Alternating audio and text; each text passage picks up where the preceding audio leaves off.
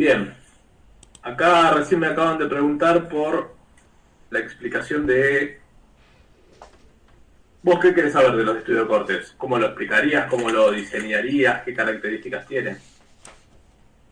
Sí, más que nada, si me preguntan, decime, no sé, estudio de corte, yo qué decir, porque por ahí me marea un poco que haya dos autores. Digamos, tenés que saber que para los dos autores es la misma explicación.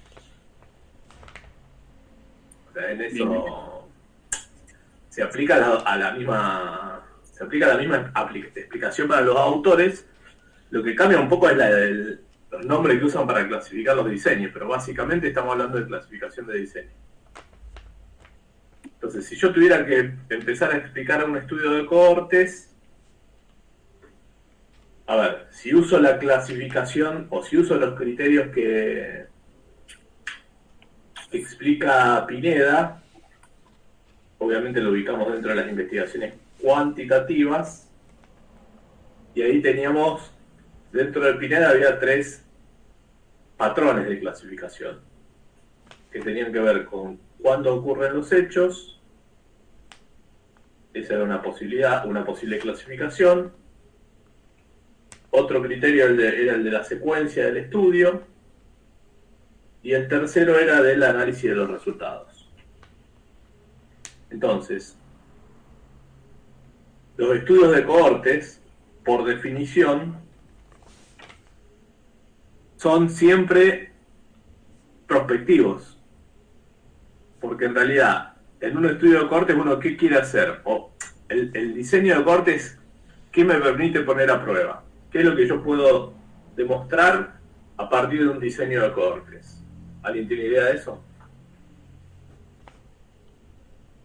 Los cambios de una variable, o no, a través del tiempo sería, podría ser, o no. Los cambios de una variable a través del tiempo los puedo evaluar repitiendo la toma de mediciones en distintos momentos, y eso no necesariamente es un estudio de cohortes. Ok. Desde la teoría, ¿qué característica tiene un estudio de cohortes? O sea, lo primero que yo me tengo que preguntar cuando hablo de diseños. En un estudio de Parte cohortes, se de la causa al plantea... efecto.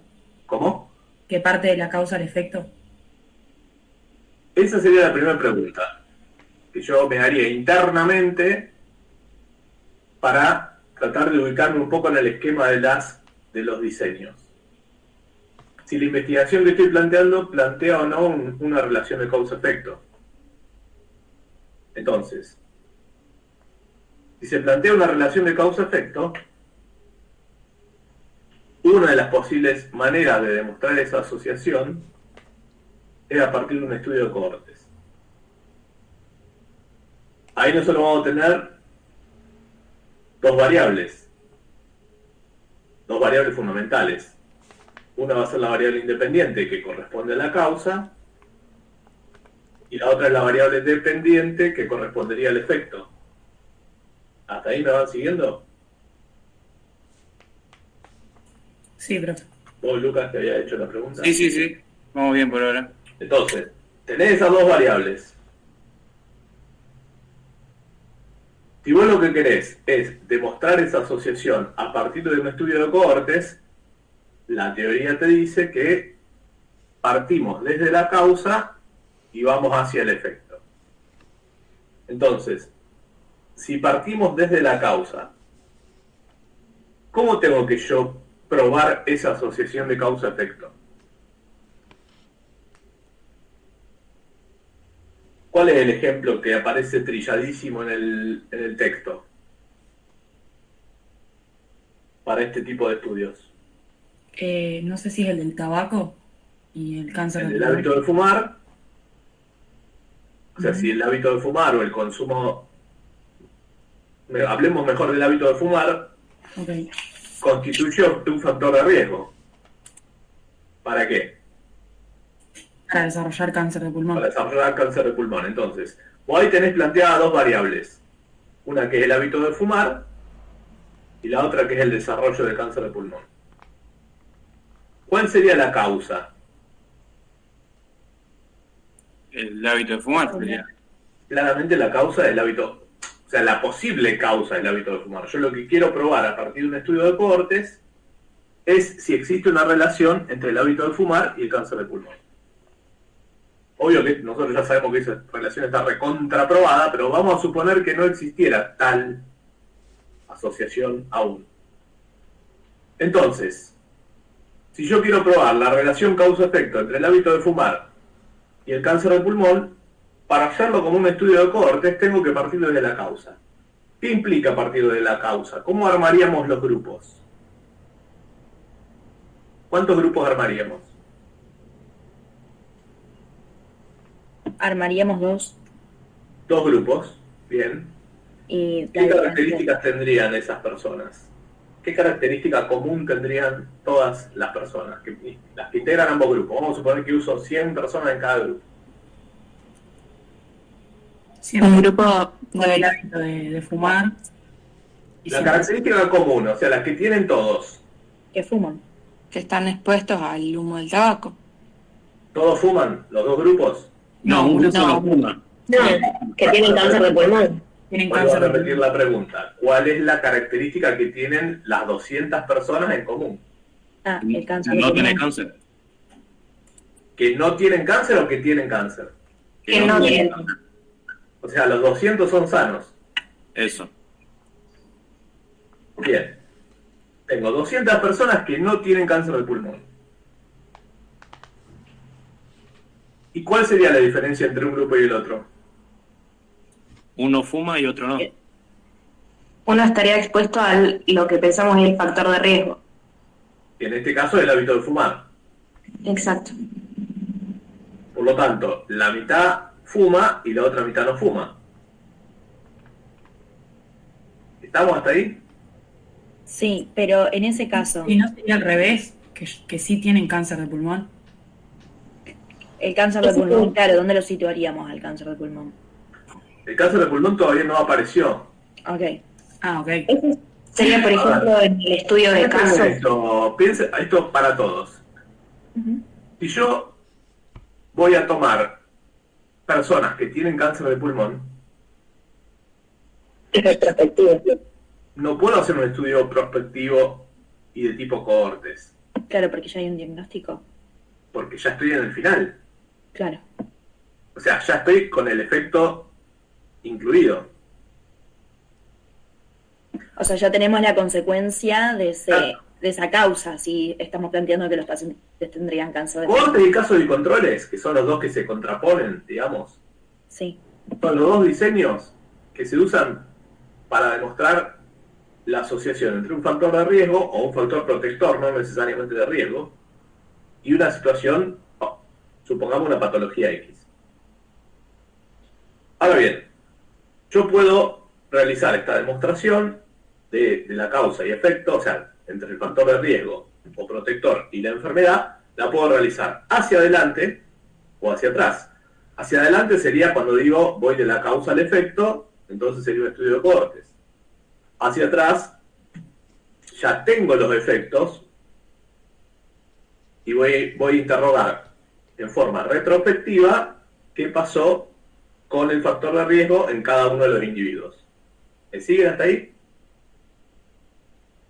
Entonces, Sí. vuelvo a cohortes. Si yo quiero probar una relación de causa-efecto a partir de un diseño de cohortes, tengo que armar dos grupos, uno de los cuales va a estar expuesto al factor de riesgo, que sería la variable independiente, y el otro no. Porque ahí tiene que estar la diferencia. ¿Qué sentido tiene que esté ahí la diferencia? Y que después de pasado X tiempo, yo voy a ver en cuál de los dos grupos se desarrolló más la enfermedad. Por eso, si yo incluyo pacientes con cáncer, no tiene sentido. Porque si ya tiene el cáncer, ¿cómo voy a saber si fue el hábito de fumar el que se lo desarrolló o no? ¿Me entienden? Si nosotros tomáramos que esos pacientes ya tienen cáncer, ¿sería de casos y controles? tendría que armarlo como un estudio de casos y controles, pero sería Claro. totalmente distinto. Ok. Por eso, depende cómo te lo pregunten también en el examen. Si a vos te dicen, bueno, pensá en un ejemplo donde vos puedas armar un diseño que siga las características de un estudio de cohortes, tenés que pensar en este esquema. Un factor de riesgo, 2 grupos de personas sanas, un grupo con el factor de riesgo, el otro grupo sin el factor de riesgo, y ahí, en forma prospectiva, o sea, hacia adelante, vas a ir realizando medidas. ¿Qué es lo que vas a medir hacia adelante? Si hay una incidencia para el cáncer de pulmón, O sea, ¿qué variable medirías? ¿cuántos de mis pacientes desarrollaron cáncer de pulmón? Sí, la variable en sí que vos medís es si desarrollan o no el cáncer de pulmón. Esa es la variable. Esa variable, ¿cómo se clasifica? Según Dependiente. según el rol es la variable dependiente, o sea, es el efecto. ¿Y según la naturaleza? ¿Cómo, profe, explicar de vuelta eso? Causa-efecto. La Sí. variable independiente es la causa, la variable dependiente es el efecto. Esto es clasificación de las variables según el rol. Esto es teoría. Si yo digo que el hábito de fumar es la causa y el desarrollo del cáncer de pulmón es el efecto, mi variable dependiente es el desarrollo del cáncer de pulmón. ¿Hasta ahí estamos? Sí. Bien. Ahora lo que yo pregunto es cómo se clasifica esa variable según su naturaleza.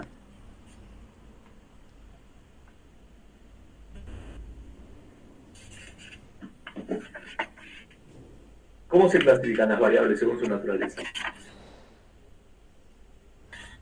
¿Cualitativa o cuantitativa? Exacto. ¿De acuerdo a qué? Cualitativa. ¿De acuerdo a qué digo que una variable es cuali o cuantitativa? ¿A la naturaleza? Sí. Pero ¿por qué justificás que una variable es cualitativa o cuantitativa según su naturaleza? Porque puede expresarse numéricamente. Exacto, de acuerdo si se mide o no numéricamente. Las variables cualitativas no se pueden medir numéricamente, las variables cuantitativas sí. Entonces, vuelvo al ejemplo. Bueno. Voy a preguntar, ¿y esa sería una clasificación, una variable ordinales o no? Pues se puede ver que el cáncer de pulmón solamente se puede clasificar leve, moderado y grave. Pero ¿qué variable estamos midiendo? Sería cualitativa, ¿no? Si tiene o no cáncer. ¿Cómo se llama la variable que Claro. estamos midiendo? Cualitativa. No. Estoy preguntando el nombre de la Nominales o variable, no la ordinales. naturaleza. Ah, claro, si tiene cáncer o no de pulmón. Eso no es el nombre de la variable, esos son los posibles valores. Ah, ok. Nominal, entonces sería. No, eso es la Cualitativa. clasificación según la naturaleza. ¿Cómo se llama la variable? ¿Cuantitativa o cualitativa? No, chicos, el nombre de la variable. Ordinal. No, El el efecto. nombre de la variable. ¿El efecto? Independiente.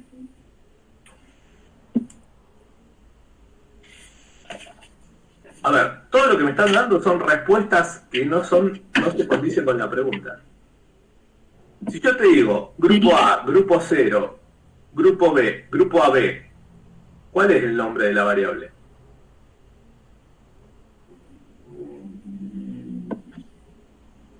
¿Cuantitativa continua? No, esa es la clasificación según la naturaleza. Grupo sanguíneo es la variable. La variable el nombre de la variable es grupo sanguíneo. Lo que vos estás midiendo es grupo sanguíneo. Los posibles valores que toma la variable grupo sanguíneo son A, B, 0 o AB. ¿Se entendió? Ojo con esto Sí. que es bastante... Profe, entonces sería lo que vos preguntabas antes, la variable independiente en el ejemplo que damos sería el hábito de fumar y la dependiente el cáncer de pulmón. No, el cáncer de pulmón no. ¿Qué es lo que vos medís? Perfecto. Sí, pero ¿qué nombre le pones? ¿Cáncer de pulmón como tal? no te dice qué es lo que está midiendo, porque puede ser el estadio, puede ser... Claro. Tenés que definirlo bien. Mm. Bien. Sería el desarrollo de cáncer de pulmón. Y en eso, Claro, ¿sería sí o no? Y la respuesta, exacto. Si yo digo que voy a medir la variable titulada desarrollo de cáncer de pulmón, ¿qué posibles valores tiene esa variable? Y o lo desarrollaste o no lo desarrollaste. O sea, tiene dos valores posibles. Claro. Y no. ¿Esos dos valores se pueden medir numéricamente? No. No. No. Y un valor es sí y el otro es no. Claro. Por lo tanto, ¿qué naturaleza sería? Cualitativa. ¿Cualitativa qué? Dicotómica. Perfecto. Profe, ¿también estaría bien decir que la variable es incidencia de cáncer de pulmón? Incidencia es otra cosa. Es un término epidemiológico que mide los nuevos casos de cáncer de pulmón en un área determinada. Te meterías en un barro difícil de salir. Entonces digo desarrollo de cáncer de pulmón. A ver, vos podés medir incidencia, pero ya no es... Si vos vas a medir la incidencia del cáncer de pulmón, serían los nuevos casos. Ojo, cuando ustedes definen las variables. Si yo digo glucosa en sangre, ¿qué estás midiendo de la glucosa en sangre? Cantidad, concentración. Valores. ¿Qué? No, Yo digo, sería niveles de glicemia, ya cualitativa. te digo que valores. está midiendo la concentración de la glucosa en sangre. Claro. Si yo digo vitamina C, la vitamina C no es una variable. ¿Qué sé yo lo que estoy midiendo? La cantidad de la vitamina C, el sabor de la vitamina C. ¿Dónde la estás midiendo? ¿En sangre? ¿En orina? O sea, cuando ustedes definen una variable tiene que quedar perfectamente estipulado qué es lo que en realidad vos estás midiendo. Porque si no, otra persona que lee ese estudio y lo quiere repetir, no va a entender un poco. Ojo con los nombres de las variables. O sea, piénsenlo en función de lo que ustedes quieren medir. Tampoco se enrosquen en la cosa tan retorcida. Si vos querés medir la edad, la variable es la edad. Si querés medir el peso, es el peso. Si querés medir la glicemia, es la glicemia. Ahora, en este caso, ustedes no me pueden decir tabaco como variable. Si yo tengo un grupo de personas que fuman y otro grupo de personas que no fuman, los posibles valores de la variable son fumadores, o sea, fumo o no fumo. Y lo que le estoy preguntando a esa persona para obtener esa respuesta, ¿qué es? Si tiene o no el hábito de fumar. O sea, yo estoy preguntándole a cada uno de los participantes, che, ¿vos fumás? Y me va a decir sí o no. No le estoy preguntando cuánto fuma, qué fuma. Le estoy preguntando si fuma. Como más directo sería. ¿Cómo? Como más directo, o sea... Porque lo yo quiero concreto. medir eso. Podría Porque esa es la preguntarle... información que yo quiero tener. Exacto. Si vos querés preguntarle cuántos cigarrillos fuma por día, sería otra variable. Sería la cantidad de cigarrillos consumidos por día. O sea, cuantitativa. Cuantitativa discreta, porque estás midiendo cantidad de cigarrillos. No estás midiendo Claro. que se mide por unidad. Por unidad, claro. Pero por eso, depende cómo vos planteás la variable, puede a veces cambiar la naturaleza. Claro, la dirección de la pregunta. Ok, ¿Entiendes? sí. Bien, vuelvo al ejemplo entonces de cómo hago para que esto se transforme en un estudio de cohortes.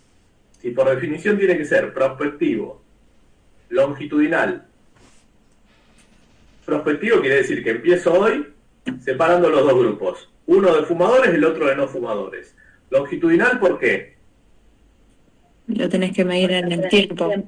Sí, pero Son ¿qué? dos mediciones, o sea, no es una sola Varias medición. mediciones. Varias mediciones. Ok. Más de una seguro. Si no sería transversal. La transversalidad de un estudio implica que vos la variable la medís en una sola oportunidad. El La medís seguimiento. una única vez a todos los participantes. En cambio, en este caso, planteado como está, en forma prospectiva, o sea, hacia adelante, vos, el desarrollo del cáncer de pulmón lo vas a medir en varias oportunidades. porque tampoco tenés un tiempo exacto. No todos lo van a desarrollar en el mismo momento. Entonces seguramente irás haciendo pruebas, no sé, cada 6 meses o una vez por año, a ver si aparecieron signos de ese cáncer de pulmón. ¿Está? Sí, o sea, lo longitudinal sería plantear el seguimiento de esos pacientes. ¿Y el seguimiento sobre qué variable lo haces? Si aparece o no aparece la patología. O sea, ¿sobre cuál de las variables? El efecto. La Sobre el variable. efecto. Desarrollo de cáncer de pulmón. En este Ah, caso es dependiente. la variable, le dijimos que le íbamos a llamar desarrollo del cáncer de pulmón. Ujú. ¿Está? Ok. Bien. Perdón, yo tengo una pregunta con respecto a lo de las variables cualitativas que dijeron antes que era dicotómica. Sí. Que también se podían dividir en nominales y ordinales. Acá, o sea, en este caso, ¿cómo sería? A ver, podríamos decir que dentro de las nominales, Ujú.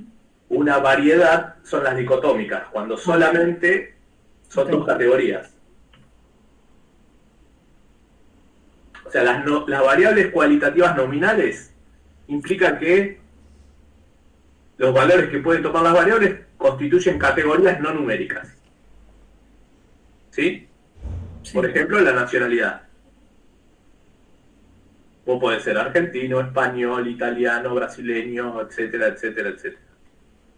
Son distintas categorías, distintos posibles valores de la variable nacionalidad que, como no se miden numéricamente, las clasificó como cualitativas. Sí, Hasta ahí estamos. sí. Pero ¿cuántos posibles valores hay? Y tantos posibles valores como nacionalidades haya. Sí. En cambio, si yo te pregunto, che, ¿fumás o no fumás? ¿Cuáles son las posibles respuestas? Claro, sí o no. ¿Sí o no? Dos. Son categorías no numéricas, igual que las nominales, Ujú. pero solamente dos valores posibles. Claro, está bien. ¿Hay jerarquía entre esos valores? No. Esa jerarquía que vos podés establecer es lo que diferencia las ordinales de las...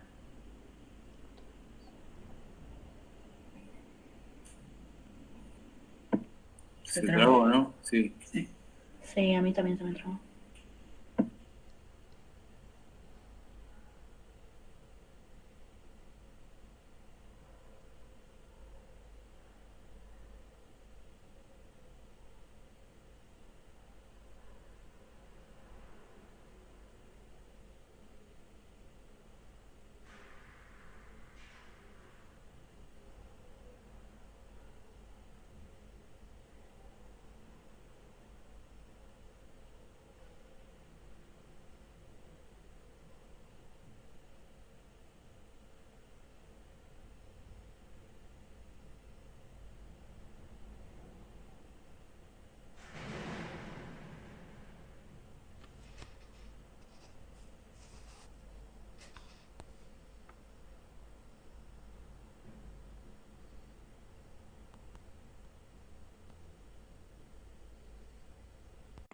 Te escuchamos bien, profe, sí. Sí.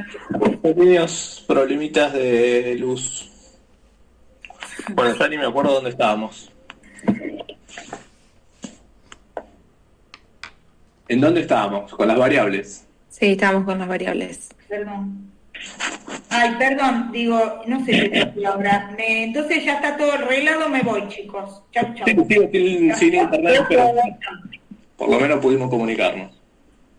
Sal- Bien, entonces, estábamos con el tema de las variables. Dijimos o explicamos la diferencia entre las quali y las quanti. Así es. Bien, ¿y quedó claro eso o hay algo que aclarar? Sí, ahí usted había dicho que no se podían jerarquizar y ahí quedó. Claro, las nominales no establecen, en las nominales no hay jerarquía. Vos tenés las distintas categorías, pero no hay una jerarquía entre ellas. O sea, por ejemplo, el grupo sanguíneo. Son los distintos grupos sanguíneos posibles, pero no hay una diferencia jerárquica entre ellos. Son simplemente diferentes grupos sanguíneos. Si yo hablo de nivel socioeconómico o hablo de un nivel de educación, el nivel de educación,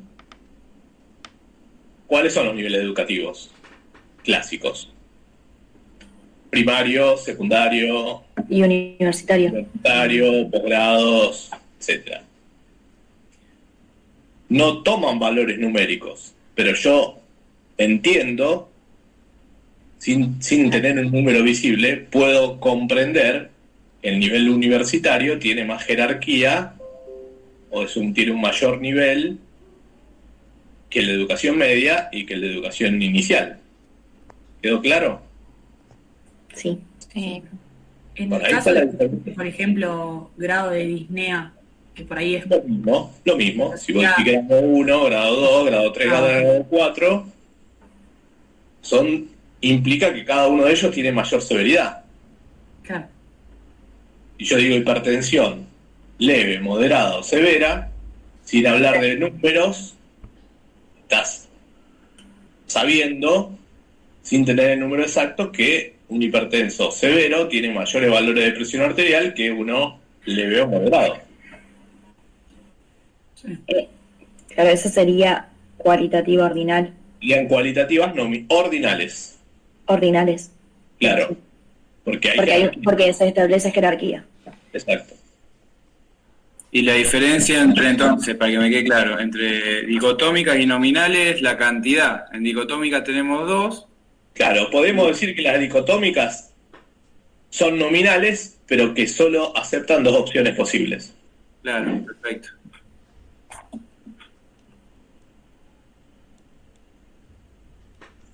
¿Se entendió? Sí. Bien, y volvamos al esquema del estudio de cohortes. Dijimos que eran estudios prospectivos y dijimos que son estudios longitudinales. Ahora, me faltaría definir cómo es un estudio de cohortes de acuerdo al alcance de los resultados y por qué. ¿Cómo es un estudio de cohortes de acuerdo al alcance de los resultados?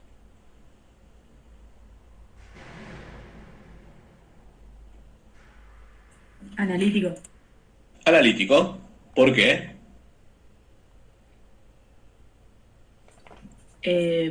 O sea, las 3 opciones posibles de alcance de resultados son descriptivo, Sí. O analítico, Mental y analítico. analítico explicativo, que serían sinónimos, y el tercer escalón, que sería el experimental. ¿Cuál sería la diferencia entre ellos?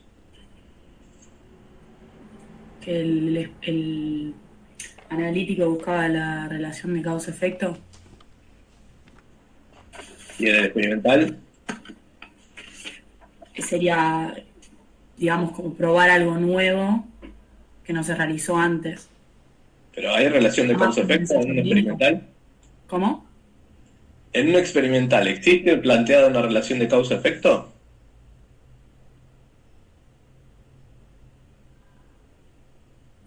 Sí, pero sería intervencionista también. Exacto. Digamos, de las 3 opciones, la única que no te plantea una relación de causa-efecto es la descriptiva.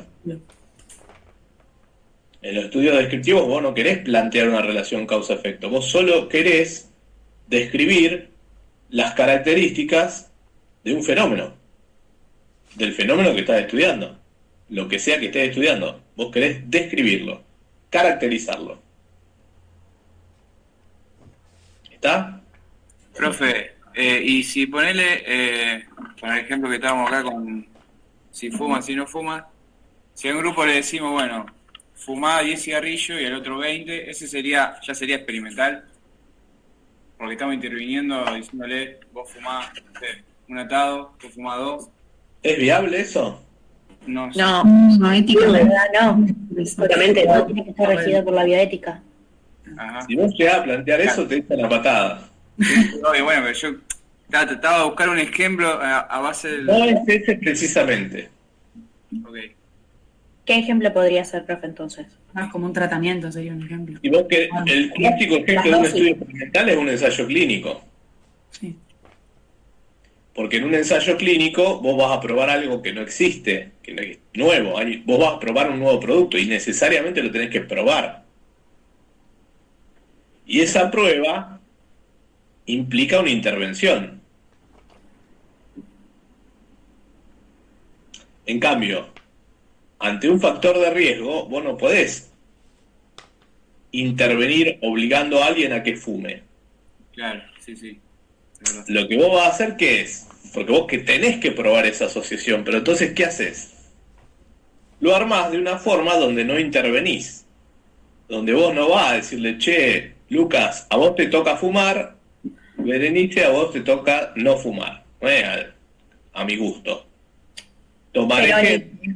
Pero en el caso, por ejemplo, que nosotros lo damos vuelta para que sean siempre en relación a la bioética, lo damos vuelta para que sean cosas positivas para el paciente. Es decir, si vos estableces que, no sé, Y un factor protector puede ser. claro, o planteas que un grupo de pacientes tiene que hacer 3 veces a la semana, en ejemplo, ¿no? Actividad física, después otro grupo 2 y después 1. Ahí sí lo podrías tomar. Eso Si sí. un factor posiblemente protector, Exacto. lo podrías eventualmente llevar adelante. Claro, encontrarle la Pero vuelta.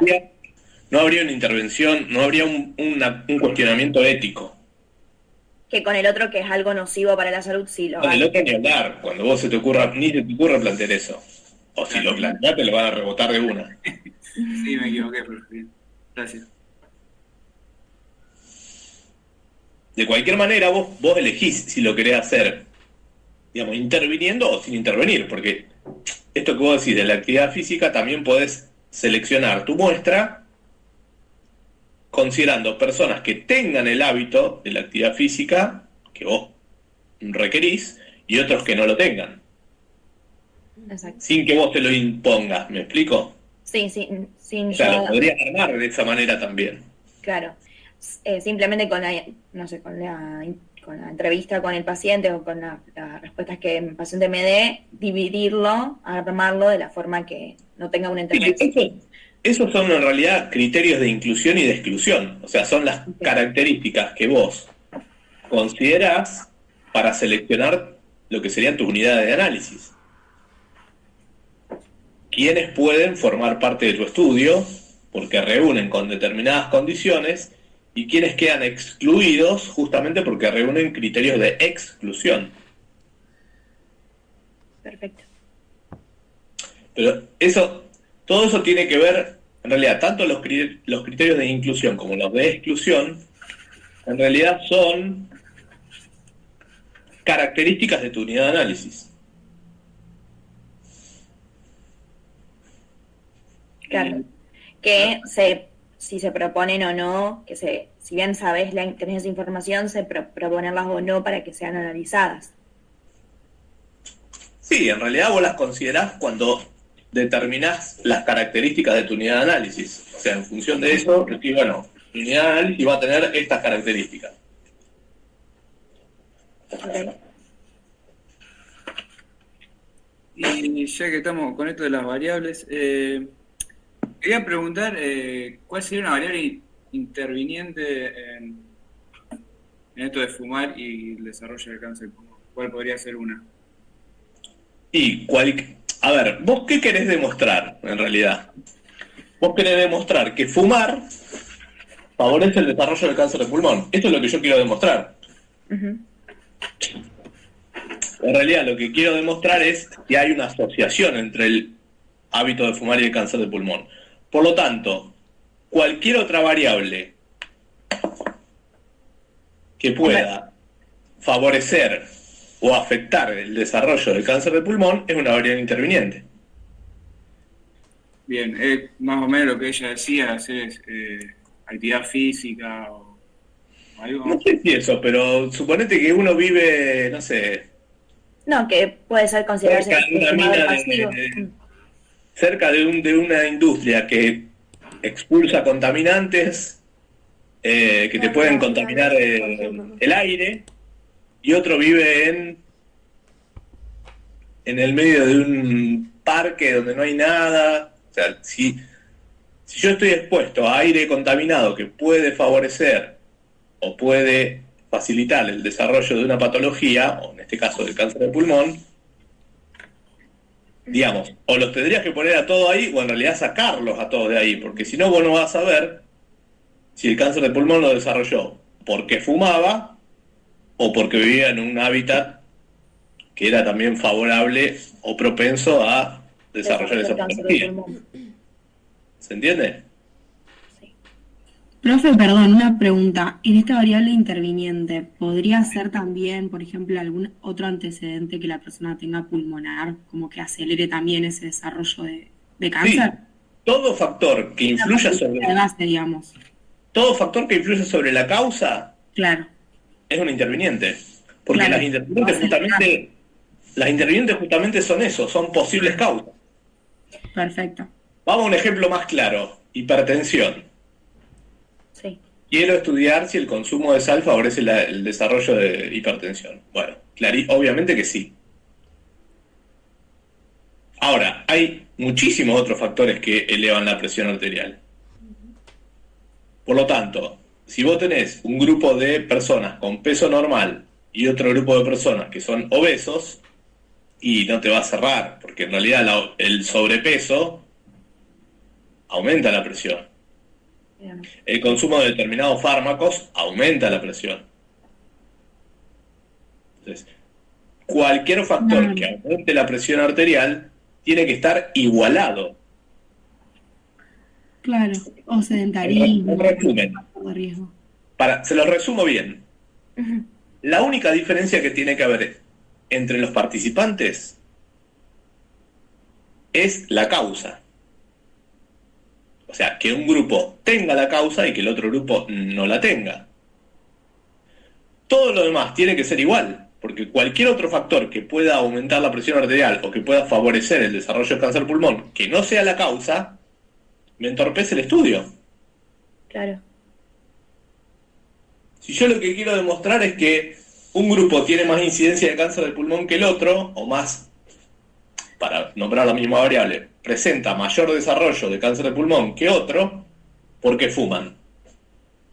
Pero tal vez no tenés en cuenta que algunos de esos pacientes que desarrollaron cáncer de pulmón vivían en una zona... No, lo tenés que tener en cuenta. Ahí está claro. la Y ahí está discusión. eso. Tenés que tener en cuenta eso más que nada, porque si no tus resultados no van a ser muy confiables. Un criterio de exclusión. Exacto. Ok. Bien. Entonces, ahí no habría intervención, por lo tanto es un estudio analítico. El del cáncer de pulmón y el hábito de fumar. En teoría sí, ¿no? En teoría y en la práctica también. En las dos. Desde la teoría, los estudios de corte son analíticos, y desde la práctica, ¿cómo lo explican? Justamente diciendo esto. Porque vos no intervenís sobre la causa. No asignás los valores de la causa. Ya te vienen predeterminados. O sea, vos vas a seleccionar dos grupos, uno con el hábito y el otro sin el hábito, pero ese hábito ya viene incorporado en el participante, no lo imponés vos. Claro. ¿Quedó claro? Sí. Ok. Sería un estudio longitudinal, ese. ¿El de cohortes? Ajá, ¿o no? ¿Por qué? Porque se analiza a decorrer el tiempo, o sea, en el No. pasado, en el presente, en el futuro, ¿no? No. En todo caso, eso tiene que ver, el tiempo en el cual ocurre el suceso tiene que ver con que sea retrospectivo, prospectivo o retroprospectivo. Longitudinal y transversal no tiene que ver con el tiempo, tiene que ver con cuántas veces ustedes van a medir la variable. Ese es un error bastante común que no sé por qué todo el mundo como que cae en esa falla. O sea, ¿cuántas veces voy a medir? O sea, si desarrollar el cáncer o no. En este caso sería el desarrollo. ¿Cuántas veces se mide la variable dependiente? En este caso sería el desarrollo del cáncer. Dependiendo si es longitudinal o transversal. Si es longitudinal, hay un seguimiento al paciente, y si es transversal es una única vez. Exacto. Si se mide una sola vez la variable es un estudio transversal, si se mide más de una vez y hace un seguimiento de cómo fue modificándose el valor de esa variable dependiente a lo largo del tiempo es longitud.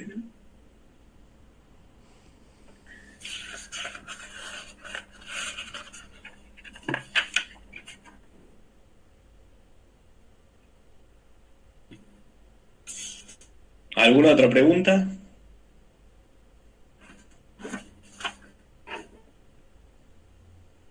Yo tengo una pregunta, pero no tiene que ver puntualmente con esto, sino con paradigmas. Bien.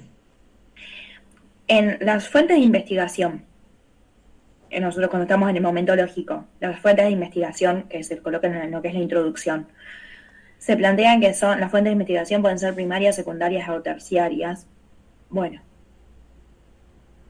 no sabría dar un ejemplo de cada una. Si a la hora del examen me piden un ejemplo, no sé cuál sería. ¿Cómo lo podría plantear? ¿Un paradigma estás hablando? Sí, cuando esto yo lo tengo como armado así en mi ¿Los esquema. datos primarios? Claro, cuando nosotros hablamos de los momentos, Sí. es lógico, Datos primarios son los que recolecta. Los datos primarios sí. son los que recolecta el propio equipo de investigación. Ujú. Y los datos secundarios los que son recolectados por otros Por otra autores. fuente, claro. Ok. Eso es lo que determina que un estudio sea de campo o bibliográfico. Los estudios bibliográficos utilizan datos secundarios y los estudios de campo utilizan datos primarios.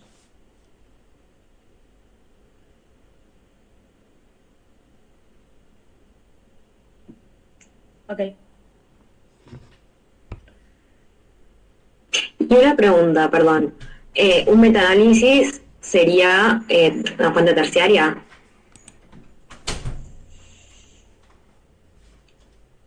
No, ¿O sería secundaria? sería secundario. Ah, bien, perfecto. ¿Cuál, perdón? Metaanálisis. ¿Terciario cuál sería entonces?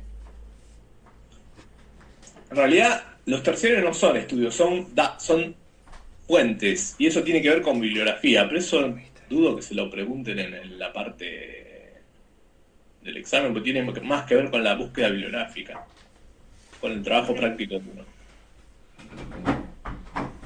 Bueno. O sea, el metaanálisis es cuando ustedes hacen una recopilación de trabajos relacionados al problema que ustedes están estudiando y comparan los resultados de todos esos trabajos. A partir de ahí se hace un análisis estadístico y se concluye en relación a ese análisis, pero no nos vamos a meter más en profundidad porque no tiene sentido, o sea, no está dentro de lo que le exigimos para la cursada. Ok.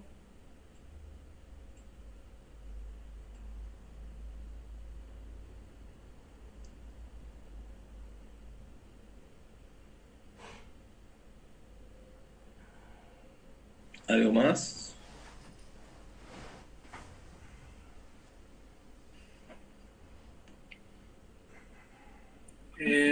Yo una pregunta más. En los ensayos clínicos, en la fase 3, Sí. ¿cuándo termina y cuándo empieza la fase 4? ¿Cuándo termina la fase 3 de un ensayo clínico? Sí, ¿y cuándo comienza la 4? Bueno, la 4 comienza cuando termina la 3. Eso te lo puedo responder ya. La 4 comienza cuando termina la 3. ¿Cuándo termina la 3? A ver, para repasar un poco esto. ¿Qué es lo que yo pretendo hacer en una fase 3 de un ensayo clínico terapéutico? Ver los resultados y tener los datos. ¿O no? Y en cualquier trabajo de investigación vos querés ver resultados y tenés datos. Tener datos. Pero, o sea, como que es muy Muy general. Ok. Vamos concretamente. Ensayo clínico, fase 3. ¿Qué estoy haciendo? Si yo te digo que estoy haciendo un ensayo clínico terapéutico de fase 3, ¿Ustedes qué me dirían que estoy haciendo? Donde salen las características, puede ser el doble ciego. Sí, pero concretamente, ¿qué están haciendo en la fase 3? Resumido.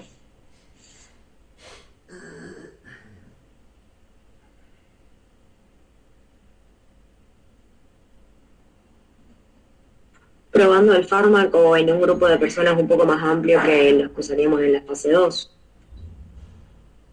¿Probando qué fármaco? Voy a estar comparando el tratamiento que estoy investigando con el fármaco actual o el placebo, en el caso de que no haya Bien, tratamiento, digamos. eso me gustó. Eso último me gustó. En una fase 3, si es un estudio comparativo, controlado, doble ciego y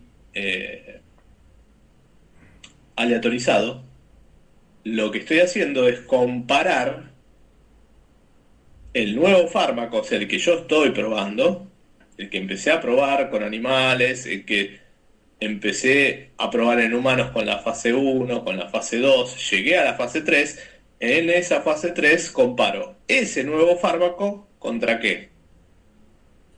Con el estándar del local. Ah, claro. Con el estándar, exacto. Y el ¿El placebo. estándar qué puede ser? ¿Cómo puede ser el estándar?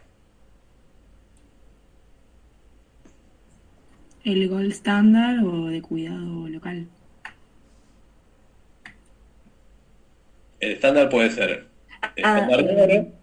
O, Claro, el estándar de oro, el gold standard. Exacto. o si no, a nivel local, lo que esté disponible. Lo que esté disponible, claro. Bien. Bien. Tengo 3 opciones, entonces, éticamente posibles.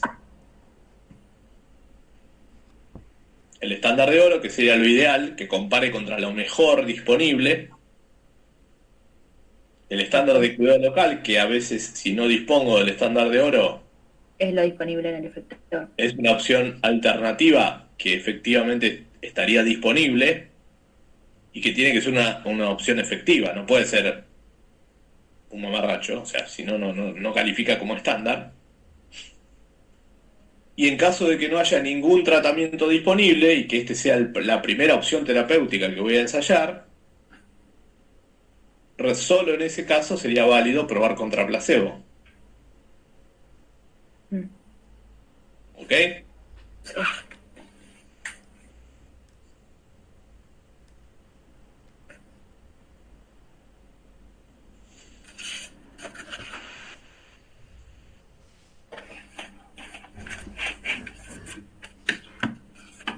Bien, entonces, la pregunta era ¿cuándo termina esta fase? ¿Cuándo termina esta fase? Cuando yo compruebo cuál de las dos opciones terapéuticas es la mejor. Si el tratamiento convencional o el nuevo tratamiento. Una vez que está eso determinado, doy por finalizada la fase 3.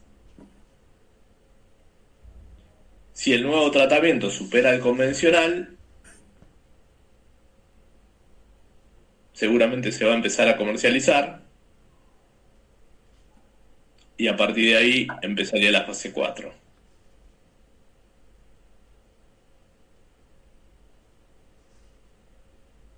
Y claro, de ahí sale también el concepto de no inferioridad o equivalencia. Claro. O sea, si es inferior o igual, no sale al mercado, ¿sería así? Y, a ver, dudo que una empresa que tiene como objetivo obtener un beneficio de la venta de ese fármaco saque a la venta un fármaco que es inferior a algo que ya está. Porque, ¿qué probabilidad hay de que vos lo compres?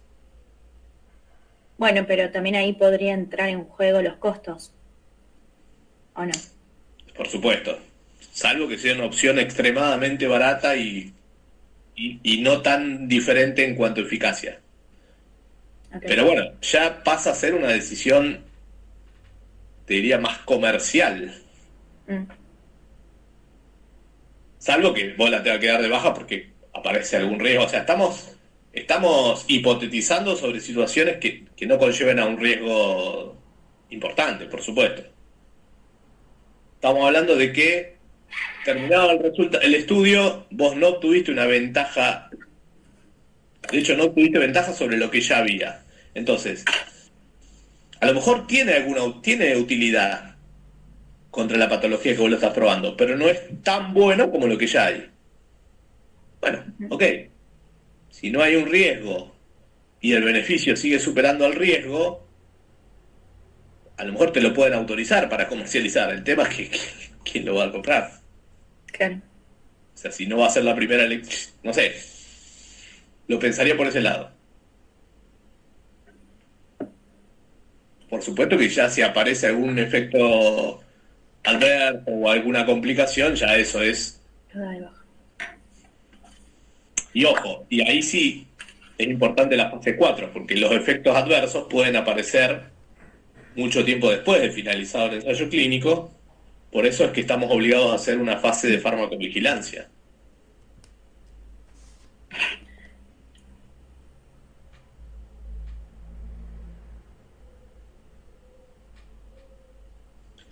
Bien.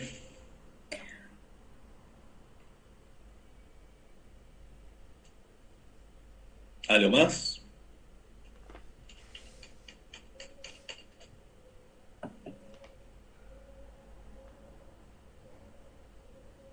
La clase, yo no tengo ninguna duda por ahora, pero bueno, la clase de mañana a las 10 se va a dar, la de repaso.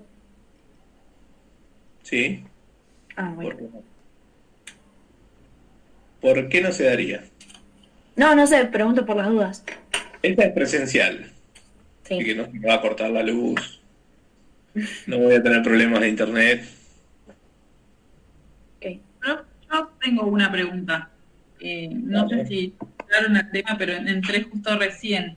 ¿Los estudios de corte pueden ser retrospectivos? No.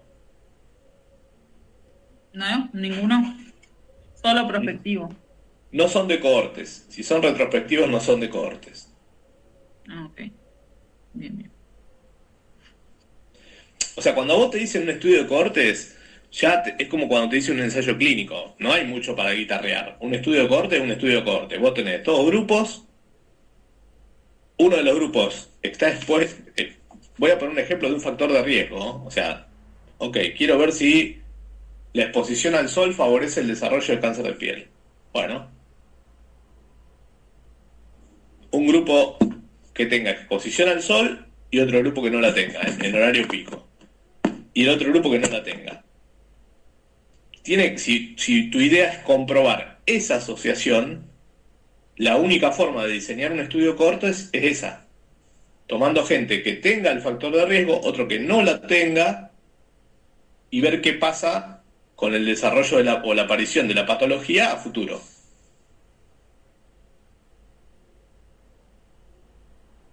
No sé si se entendió. Sí, se entendió clarito.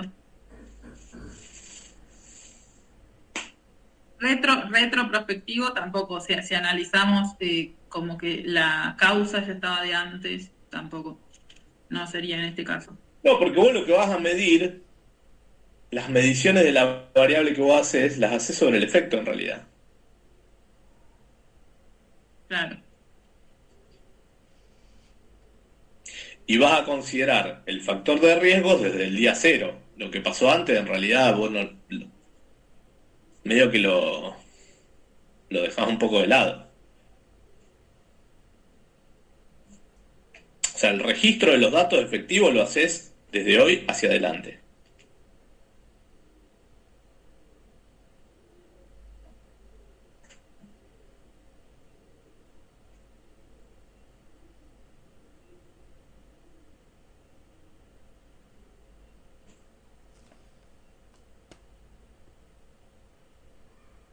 ¿Quién más?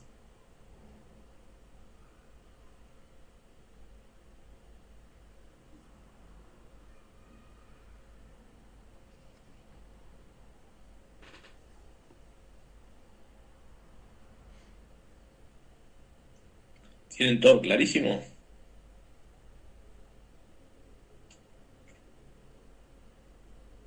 No, pero vamos a seguir estudiando. Sí, igual tienen tiempo. Va, esto arranca el El jueves. miércoles hay paro, claro. Ah, entonces no arranca. Arranca el jueves. No publicaron nada todavía. Ah, profe, el miércoles hay paro. El miércoles hay paro no docente.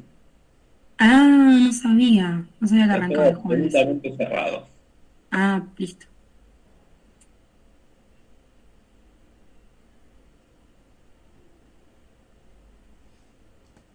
Esta semana se toma el jueves y después Claro. pasaríamos recién al otro Martes. miércoles. ¿Que el martes tampoco se tomaría? No, porque el martes es el día de los no docentes. Por lo tanto, Bueno, eso no lo sabía. la facultad está cerrada. Bueno, Va, toda la universidad está cerrada. ok. Así que para los que tienen letras elevadas, tienen como una semana más. El único Profe, beneficio. y una pregunta, presentándose de voluntario, ¿siempre se rinde el primer día o hay posibilidades de que se extienda también? Salvo que haya cientos de voluntarios, pero lo dudo. Ok, Generalmente perfecto. es una cosa cortísima. ¿Vos querés rendir el jueves? Presentate voluntaria. Claro, más que nada por los horarios de trabajo, porque por ahí después se me va complicando dependiendo del día que me toque. Bueno, en general tenemos bastante buena predisposición con el tema de la gente que trabaja. O sea, en un caso así, lo que vos tendrías que hacer es el día, bueno, ya se dio el presente, pero a lo mejor podrías comunicarte o ese mismo día, el jueves a la mañana, decir, bueno, yo trabajo, si puedo rendir primero. En general o temprano. En general esas situaciones se tienen en cuenta. Bien, perfecto, gracias.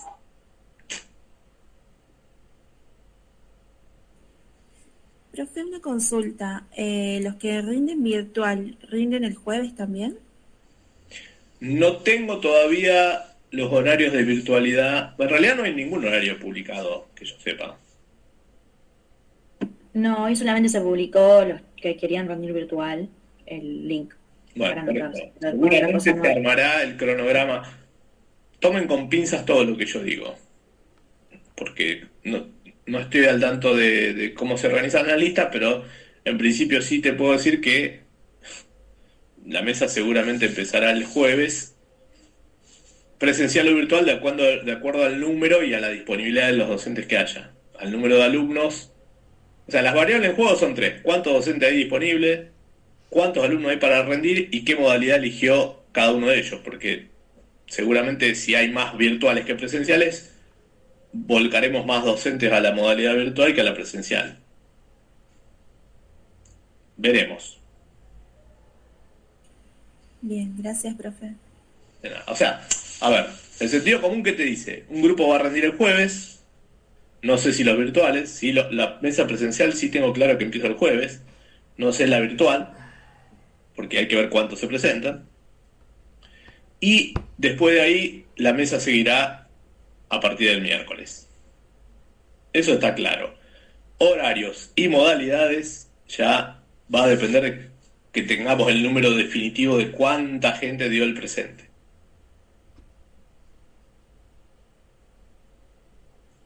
Y eso creo que se cierra hoy. O sea, tienen hasta el último minuto de hoy para anotarse los que quieran rendir en modalidad virtual.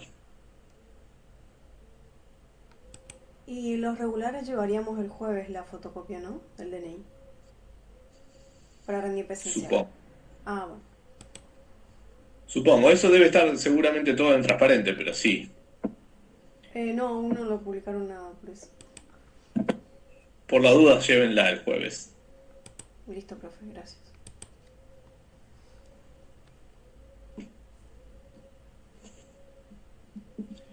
Tenemos problemas hasta de administrativo porque ahora mudaron, no sé Creo que mudaron también la Secretaría de Instrumentales.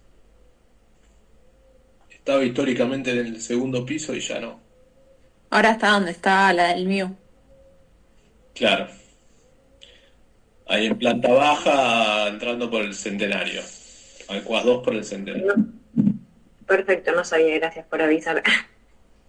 No, esto es bastante reciente, ¿eh? Yo de hecho me enteré hace una semana. Bueno, ¿alguna otra pregunta académica? Administrativa no tengo problema tampoco, pero no estoy muy al tanto de eso. Algunas cosas sí, otras no tanto. Hasta las 6 tenemos tiempo.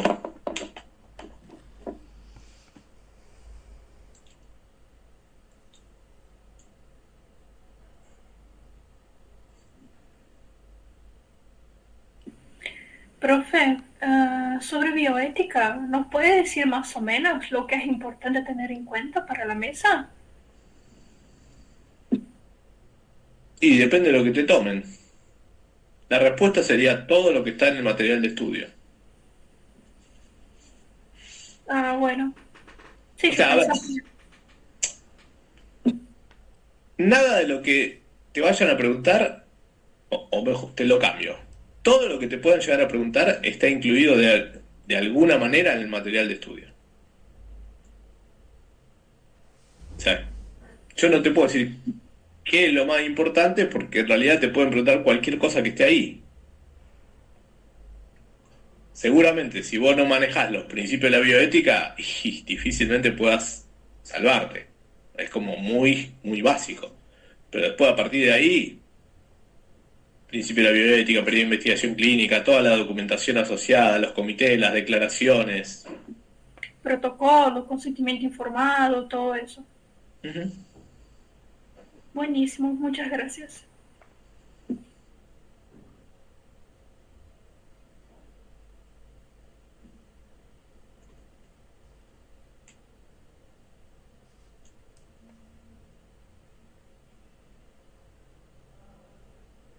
Profe, una consulta. Lo de doxa, epíteme, logos y mito, ¿eso cómo lo explicamos, digamos, en el premoderno? Sé que lo nombra como términos que surgieron, pero no sé. En general, esto, si se pregunta en el contexto de las características del conocimiento científico y seguramente te van a ir preguntando cuáles son las diferentes características. O sea, estamos hablando de Pardo como autor de referencia, cuáles son las características que requiere Pardo para considerar el conocimiento como científico, o que plantea Pardo, mejor dicho, para considerar el conocimiento como científico, y dentro de eso, de ese pack, digamos, la característica que se asocia a la diferenciación entre logos y mitos tiene que ver con el requisito de que el conocimiento científico es un saber fundamentado.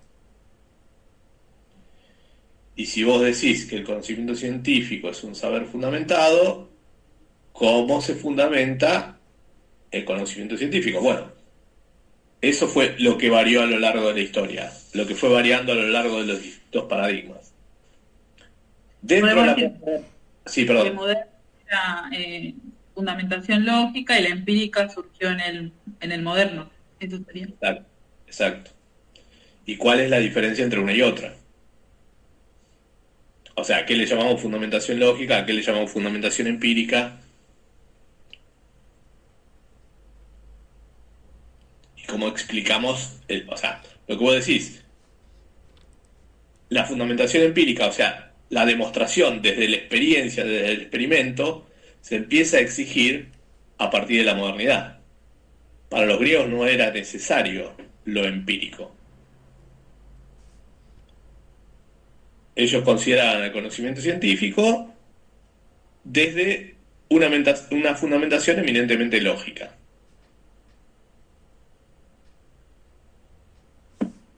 Sería lo del conocimiento racional, ¿no? Ellos sí, llamémosle científico para no desviarnos. O sea, para los antiguos griegos, el conocimiento científico era aquel que reunía con la condición de ser un saber fundamentado, pero solo desde la lógica. Y lo contrapone al mito, que no tiene fundamentación, es una creencia. Profe, te hago una consulta. Yo tengo que en el logo sí había cierta demostración. Sí, pero no de un experimento concreto. La fundamentación vos la hacías desde la coherencia de la proposición. Ok. O sea, teniendo en cuenta cómo se comprendía el mundo en ese momento. O sea, con las bases de cómo se... Ellos, mientras vos, lo que vos plantearas, tuviera una coherencia lógica, no necesitaban ponerlo a prueba en un experimento concreto.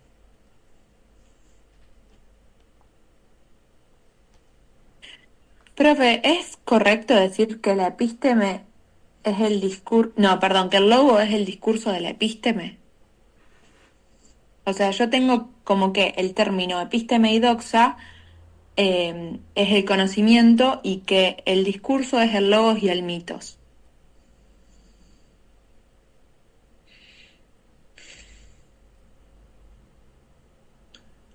Vos, a ver, repetímelo. Me parece que no me estaría cerrando.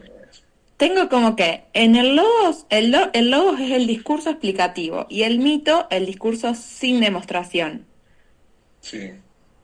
Y el logos es el discurso del epísteme. Creo que en algún video lo vi así. O sea, como que la fundamentación, el saber fundamentado, en el discurso se menciona el logos. Sí, logo y epísteme van de la mano. Claro, eso. Y, bueno, doxa y mitos no tantos, pero son similares también. Doxa es una opinión. Claro. Y la opinión no está fundamentada científicamente. Digamos. Es una opinión, es un parecer. El mito es una creencia. Lo que pasa es que uno cuando habla de mito lo podés asociar más, si querés, a una religión o a una creencia más que tiene que ver con la divina. Fe. Algo más. Tiene mucho que ver con la fe. Okay. Y la ciencia es totalmente lo opuesto a la fe.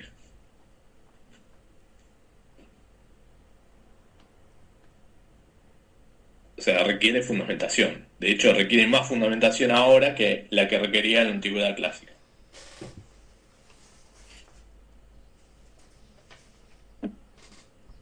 Profe, tengo una duda con respecto a la clasificación según Botazo, Sí. en la parte más inicial, porque en el texto él dice que primeramente hay... ¿Cómo? Hablando de diseños. Hablando de diseño, sí.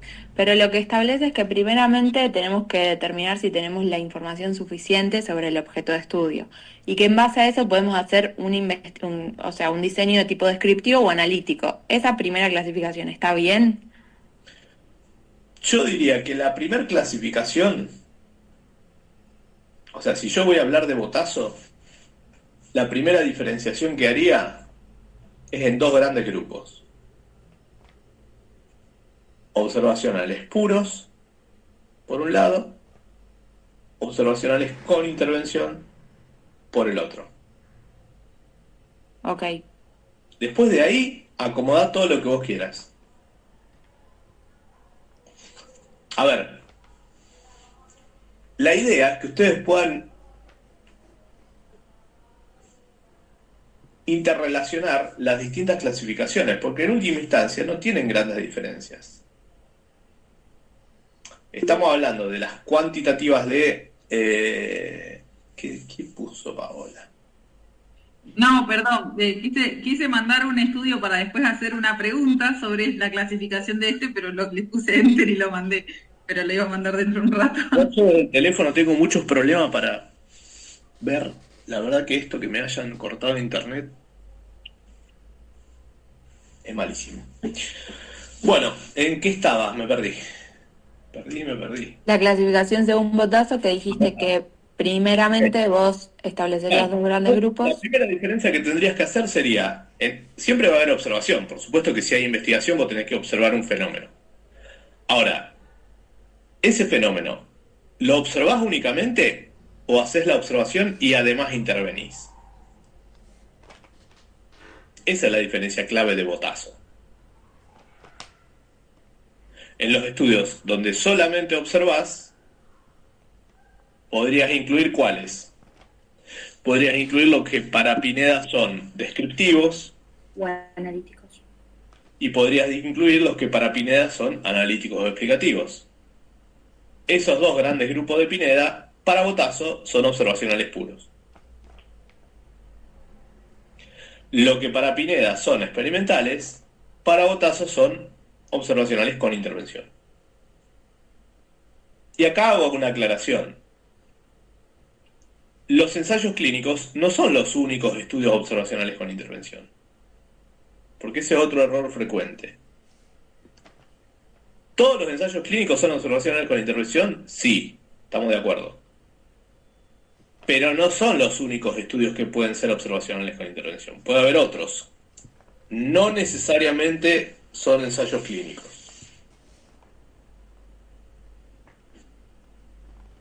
Cualquier experimento que vos, por ejemplo, cualquier experimento que vos lleves adelante en un animal de laboratorio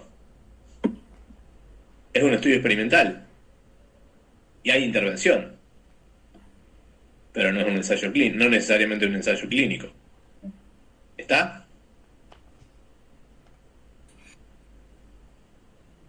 Si es en animal, sería correcto decir que es preclínico.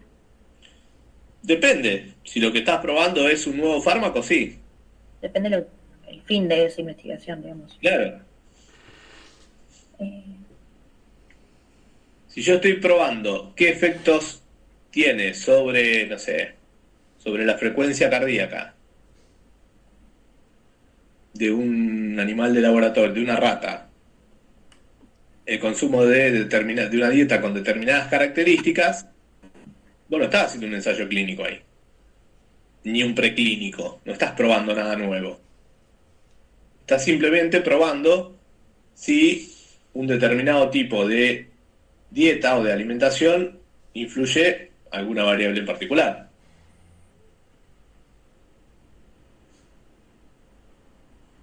Entonces, para botazo, ¿hay o no hay intervención ahí? Y hay. Sí, hay. ¿Por qué?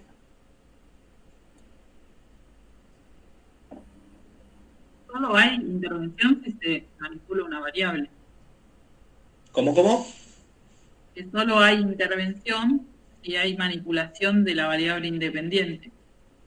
Y en este caso hay manipulación de la variable independiente, porque vos me das la respuesta teórica, pero yo te di un ejemplo. ¿Podés repetir el ejemplo, profe?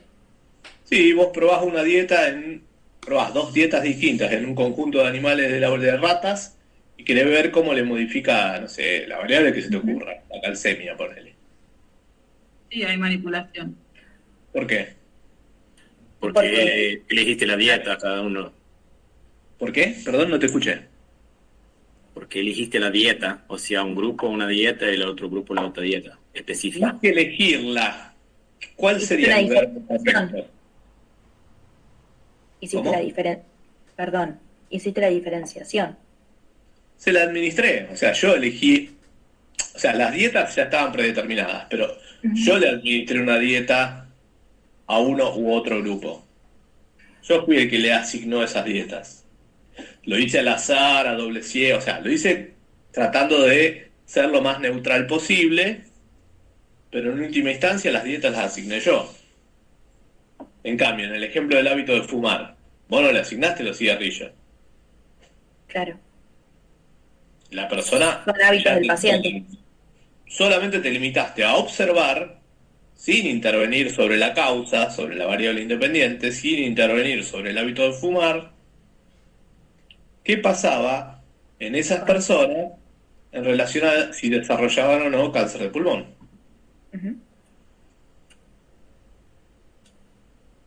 ¿Estamos? Sí. Nosotros en el examen, cuando por ejemplo nos den un ejemplo de un caso, de un... Sí.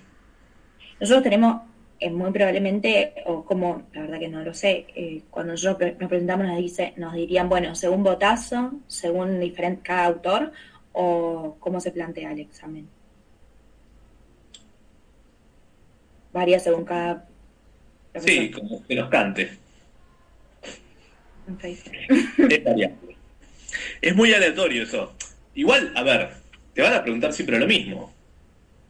La forma de preguntar puede variar, pero el esquema es similar. O sea, el contenido más que el esquema. El contenido de lo que se pregunta es siempre el mismo. Y estamos hablando de diseño, lo que te están evaluando es diseño. El problema está en que, yo te doy mi enfoque. A mí me interesa muchísimo más la aplicación práctica de lo que ustedes saben de diseño a que me digas un estudio de corte, un estudio prospectivo, analítico y longitudinal. Sí, desde la teoría está perfecto eso. Pero Claro, no tanto el... que vos me expliques qué quiere decir eso y si me lo podés aplicar en alguna situación que yo te puedo plantear o que te puedo pedir que vos me la plantees. Creo que hablando de eso, justo ahí en los mensajes, yo tengo un ejemplo que lo tenía como de corte A retrospectivo. ver, léelo. Léelo porque no lo veo. Dice, un grupo de investigadores quiere evaluar si la exposición al asbesto aumenta el riesgo de cáncer de pulmón. En lugar de comenzar a seguir personas desde hoy hacia adelante, revisan registros laborales de 1980 al 2000 en dos grupos. El primero, expuesto al asbesto, trabajadores de una fábrica, y el segundo grupo, no expuestos, empleados administrativos del mismo periodo. Luego consultan historias clínicas actuales para verificar cuántos desarrollaron cáncer de pulmón antes de 2025. Listo, ya está. Es casos y controles. ¿Casos y controles? Sí. Claro, porque es pre. Porque en el 2025, o sea, hoy, ¿vos qué tenés? Ya en teoría estaría... A ver, te voy a hacer la historia completita, te voy a contar te voy a armar el cuentito completo. Vos lo que querés probar acá es la relación entre la exposición al asbesto y el desarrollo de cáncer de pulmón. O sea, el mismo ejemplo, nada más que cambiamos en vez de tabaco a asbesto. ¿Estamos? Sí. Hasta ahí estamos. Bien. Hoy yo estoy en el 2025. Sí. Y la exposición al asbesto que yo estoy estudiando fue de hace como 20 años atrás. Sí. Ok, entonces, en el 2025, ¿qué tengo? Tengo gente que se enfermó y gente que no se enfermó. Claro, sí. Por lo tanto, la diferencia que hay entre los participantes, ¿en dónde está? ¿En cuál de las dos variables? En la causa. No.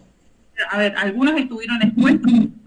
No, la diferencia no está en la causa, la diferencia está en el efecto. Hoy tenés algunos que están enfermos y otros que no. Pero el de casos y controles no parte de personas que ya están enfermas y nosotros tratamos de determinar la causa. No, Paola, no todos. No todos tienen que estar enfermos, porque si no, ¿cómo va a ser para determinar la causa si en definitiva todos se enfermaron?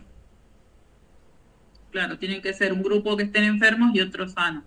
Exacto, por eso se llama casos y controles. ¿Los casos quiénes son? Los casos enfermos, ¿Y los controles? los sanos. Pero todos tienen que estar expuestos. No. Dentro de cada grupo, dentro de los enfermos y dentro de los sanos, en cada grupo vos tenés que explorar quiénes estuvieron expuestos y quiénes no, porque puede haber gente que sin estar expuesta hizo un cáncer de pulmón, porque es muy salada, porque se le ocurrió, qué sé yo. No necesariamente... Pero ahí estarían delimitando quienes estuvieron expuestos en el estudio porque tomaron un grupo de trabajadores que trabajaban en la fábrica y estuvieron expuestos. A ver, en realidad, si yo soy el investigador que está en el 2025, yo no intervine sobre eso. Yo lo único que tengo, yo soy el investigador y estoy hoy 2025. tengo el relato que me cuenta Paola, pero eso es un relato. Lo que yo tengo es un grupo de pacientes que tienen cáncer de pulmón y otro grupo que no lo tiene. Y sobre esos dos grupos, o sea, sobre mi grupo de casos y mi grupo de control, lo que yo tengo que hacer es ver cuáles fueron las características que tuvieron hacia atrás en relación a la exposición al asbesto. Y seguramente de ese interrogatorio y del conocimiento de ese grupo surge los datos que me plantea Paola.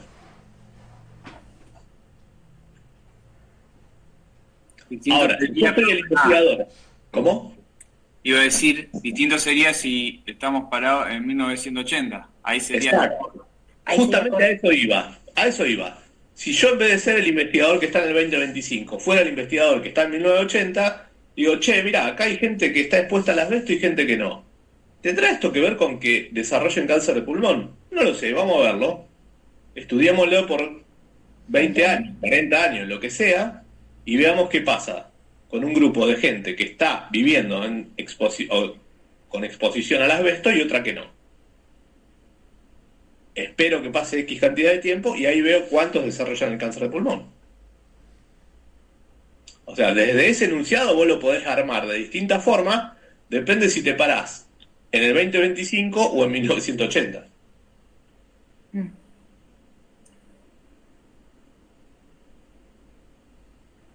Si yo me paro en el 2025 sería retrospectivo. Seguramente. Y si yo me paro en 1980 sería prospectivo. Así es. Ok. Uno es cohortes, el otro es casos y controles.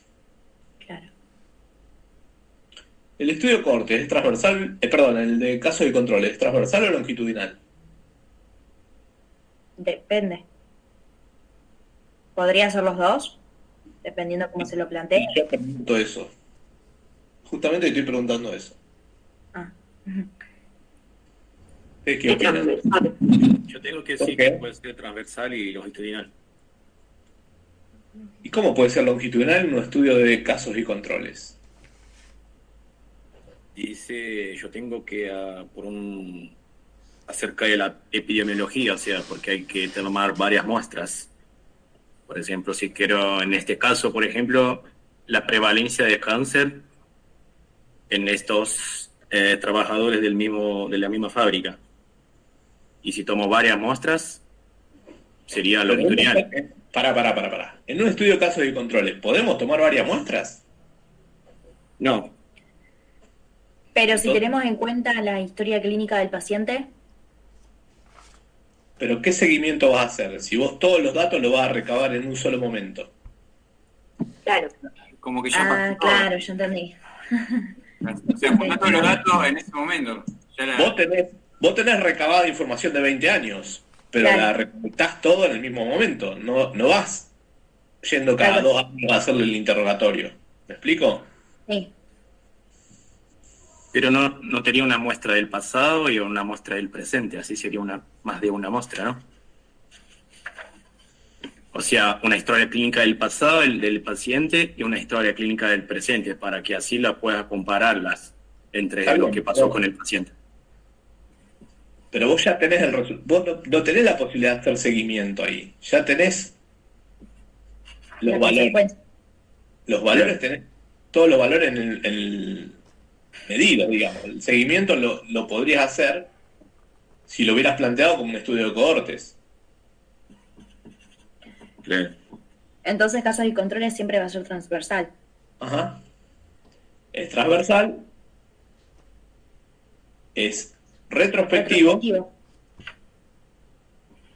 En ese caso se diferencia del de cohortes, pero sí tienen en común que ambos son analíticos.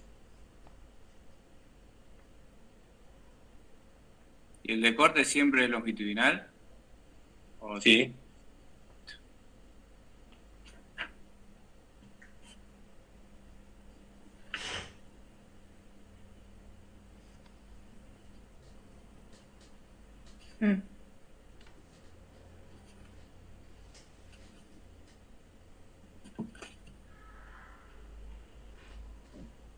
Entonces, para resumir, sería casos y controles, siempre retrospectivo, siempre transversal. Y corte, siempre prospectivo, siempre longitudinal. Claro. Los dos analíticos.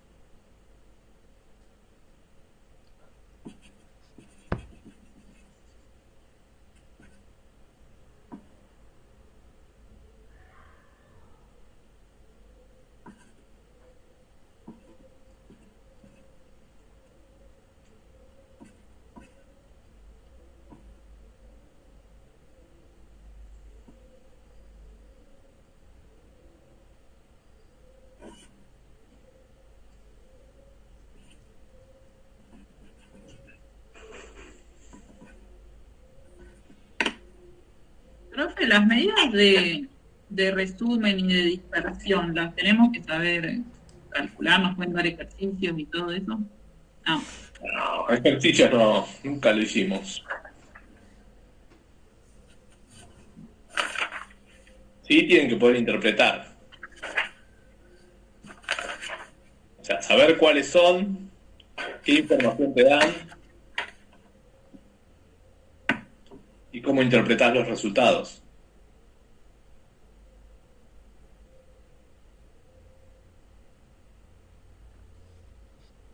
A mí la medida de dispersión me cuesta entenderlas un poco. ¿Cuáles? Sí, no entiendo, quizá la definición por ahí es media compleja, la de la varianza. Está bien, pero en términos generales, una medida de dispersión, ¿para qué se usa? Es que tan alejado está de la media, ¿no? O sea, ¿Esto que hablamos de la variancia o hablamos del desvío estándar? Sí. ¿Cuán concentrado o alejado o disperso está? Básicamente lo que te da la dispersión es qué tanto se parecen los datos entre sí. En el caso del rango, vos no tomás ninguna referencia. Comparás los dos datos extremos. Comparás el valor mayor versus el valor menor. Y eso te da el cálculo del rango, te da el valor de la dispersión total. O sea, qué diferencia hay entre los dos extremos de la muestra. En cambio, tanto en la variancia como en el desvío estándar, vos calculás el promedio de variación que hay entre cada dato y uno de tendencia central. Que el que se usa como referencia es la media. Entonces se dice que las muestras cuyos datos más próximos están entre sí, tienen menor medida estadística, menor dispersión que las muestras más diferentes, más diversas.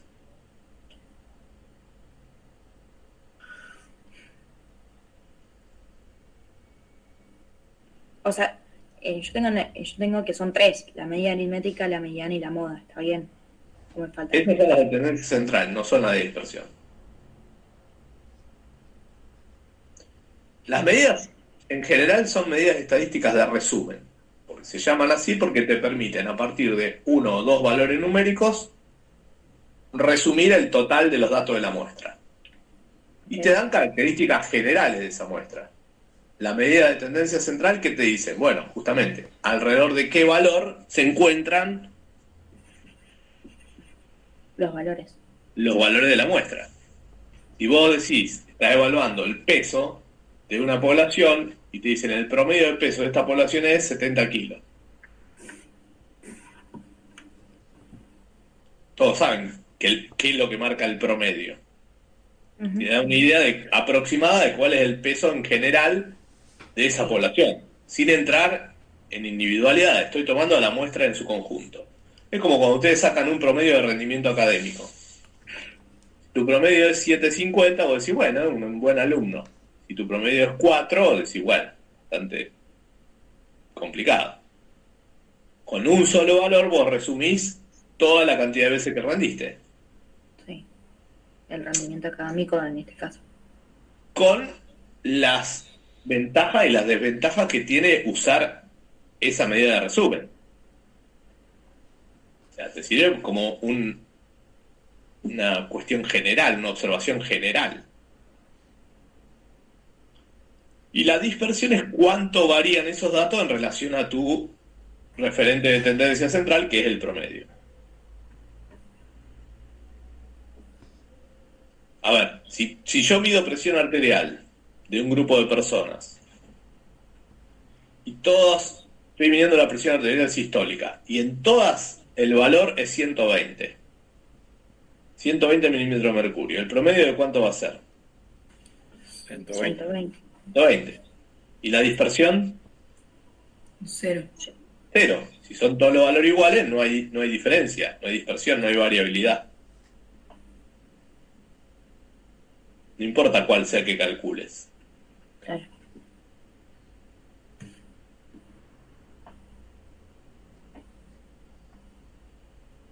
Entonces, como para decir una definición, las medidas de dispersión, digamos, expresan qué tanto varían los datos respecto a la media.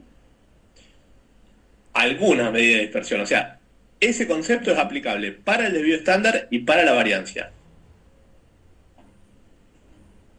Pero no para el rango. Porque el rango, como les decía antes, te mide la dispersión absoluta, o sea, del total de los datos. Si vos evaluás los pesos de un grupo y tenés que el peso el individuo que menos pesa 50 kilos y el individuo que más pesa 80 kilos, ¿el rango cuánto es? 30. 30 kilos. ¿Qué te dice eso? Yo ahí no incluyo el promedio en el análisis. Me dice que en conjunto todos los datos de la muestra están incluidos en un rango de 30 kilos, entre 50 y 80. Todos los valores posibles de la muestra que yo medí están incluidos entre los 50 y los 80 kilos. Por eso digo que el rango es de 30. 80 menos 50.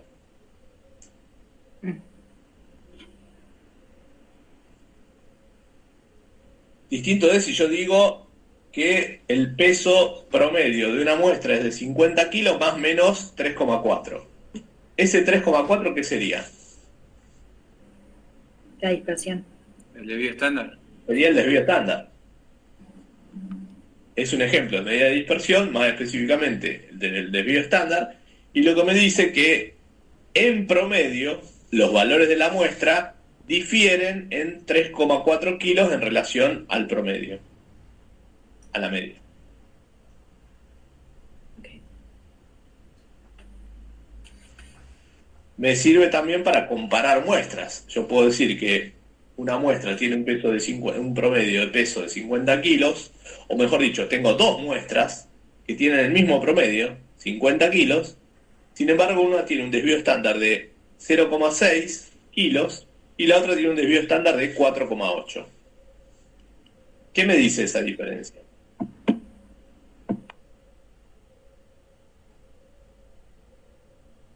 Una muestra más heterogénea y la otra más homogénea. Exactamente, que los valores de una muestra son mucho más diferentes entre sí que los de otra. Los que tienen mayor valor de desvío estándar son mucho más dispersos los datos. A ver, se lo planteo con un ejemplo numérico. Yo puedo rendir 6 veces. Me saco 3 veces 6 y 3 veces 8. ¿Mi promedio cuál va a ser? 6. No, 7. Si me saco 3 veces 6 y 3 veces 7, 3 veces 8, mi promedio es 7. Pero el promedio... El promedio es el promedio. 8 por 3, 24. 6 por 3, 18. 24 más 18, 42. Dividido 6, 7. Claro. ¿Estamos? Es complicado dar esta... O sea, si fuera presencial yo tendría un pizarrón y lo vería más claro. Como no es Bueno, mañana vamos. Hay que sumar todos y dividir por la cantidad de... Exacto, por eso. 8 más 8 más 8, 24. Más 6 más 6 más 6, 18, 42. 42 dividido 6, 7. Sí.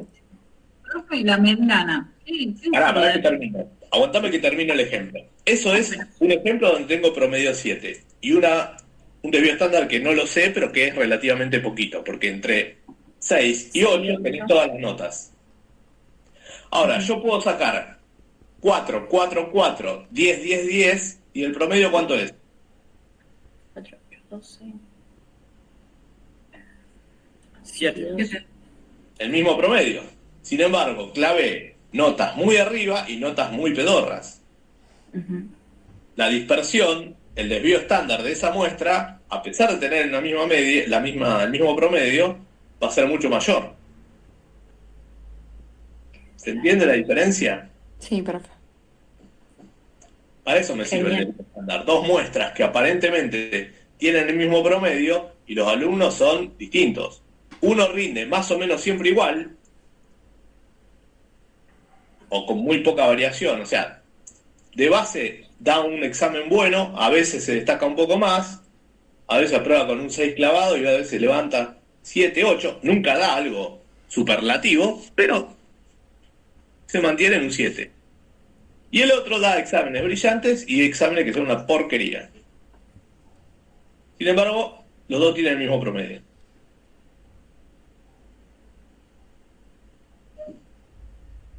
O sea, podemos decir, como dijo uno de los compañeros, que nos sirve para determinar el grado de heterogeneidad. O sea, qué tan heterogénea es la muestra o no. Heterogeneidad. Claro. Sí, heterogeneidad puede ser. O qué tan heterogéneos son los datos. Ok. Profe. Ahora sí, Paola, vos me iba a preguntar algo y te corté. No, ¿De la mediana? de la mediana, o sea, yo había entendido como que era el valor central, pero después, haciendo ejemplos, entendí que era la posición central, no el valor. Y no entiendo que... Sí, es el valor central. No está mal dicho. Porque, a ver, para calcular mediana, lo primero que tenés que hacer es un arreglo ordenado. O sea, tenés que ordenar los datos en forma creciente o decreciente, como te guste, pero tienen que estar ordenados. Hasta ahí estamos de acuerdo. Sí. Una vez que tenés todos tus datos de la muestra ordenaditos, te fijás cuál es el valor que está en el medio de ese arreglo ordenado. Por eso es el valor central. Si vos tenés, no sé, 3 datos, ¿cuál es el valor que está en el medio? El 2, el segundo. Porque me deja un valor a la derecha y un valor a la izquierda. Es el valor que divide a la muestra en dos mitades iguales. Claro, pero eso digo, no lo divide en, o sea, sí en cantidad de datos, pero no en el valor, porque por ejemplo tenemos 3 valores, el primero es 1, el valor central es 2 y el tercero es 50, es 2 la mediana. Sí. Tenés de un lado un número muy alto y del otro un número con nada de diferencia. Lo que pasa es que no te sirve, o sea, hay que tener en cuenta que estas medidas de resumen no te sirven para pocos datos, porque van a estar recontrainfluenciadas. Cuando tenés muy pocos datos, ¿qué vas a resumir? Generalmente se utilizan cuando tenés muestras muy numerosas. Profe, y que ordenemos los datos de manera creciente o decreciente es lo mismo, ¿no? Porque va a ser el mismo número, o sea, el mismo valor. Lo haces como te guste. Lo querés hacer creciente, creciente, lo querés hacer decreciente, no hay problema. Sí, tiene que estar ordenado. ¿Y el rango es lo que mide la dispersión absoluta? Sí. Ok. Porque vos tomás los valores extremos. Claro. O sea, tomás el mayor valor y tomás el menor valor. Ok.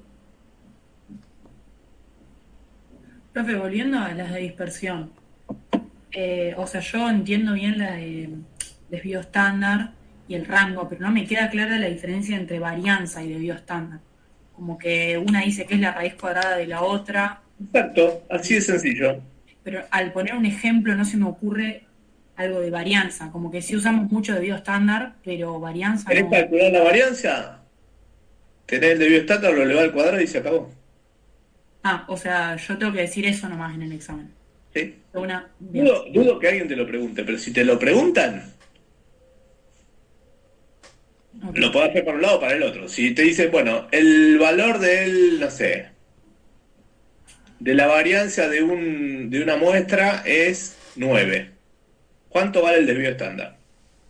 Claro, esa es la raíz cuadrada de 9. O sea, ¿Cuánto era? No sé. 3, ¿no? Sí, ahí va. Te quería decir una burrada. no creo que alguien los quiera hacer. ¿Me repetí vuelta, profe? La verdad que son bastante desastrosos para hacer cálculos matemáticos. No lo vamos a poner a sufrir ahí. Pero bueno, para tener una idea. Está bien.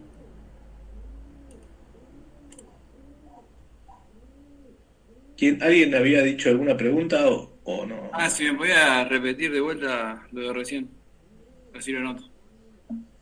Sí, que si a vos te dicen, o sea, si vos tenés los datos te dan el dato de lo que vale la varianza de una muestra y te piden que calcule el desvío estándar, al valor de la varianza le tenés que sacar la raíz cuadrada. Y ahí vas a obtener el desvío estándar. Al revés, si te dan el desvío estándar y te piden que saques el valor de la varianza, ¿qué tenés que hacer? El valor cuadrado. Exacto. Así de sencillo. Igual ya se están retorciendo demasiado. Yo creo que es por la hora. Después de 2 horas empiezan a imaginar que le van a preguntar cualquier estupidez, que no va a ocurrir eso. En general, si le va mal es porque no contestaron una barbaridad, una cosa muy gruesa que no la pudieron contestar. Bueno, no va a andar. Pero si responden lo básico...